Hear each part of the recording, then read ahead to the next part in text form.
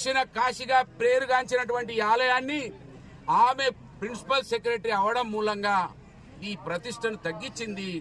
మంత్రి ఎమ్మెల్యే ఈ నియోజకవర్గానికి ప్రతిష్ట రావద్దని కంకణం కట్టుకున్నాడు. మొన్న ముఖ్యమంత్రి సభలో మాట్లాడుతున్నాడు ఎమ్మెల్యే. నాకు నవ్వొస్తున్నది.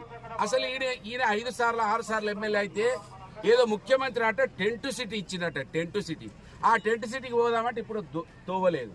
అక్కడికి పోతే చెప్పులు చేతులు పట్టుకొని పోవాల్సి వస్తుంది. నీ ముఖానికి ఆ టెంట్ సిటీ చెప్తావా? ఈ ప్రాంతం అంతా సస్యశ్యామలం అయిపోయింది.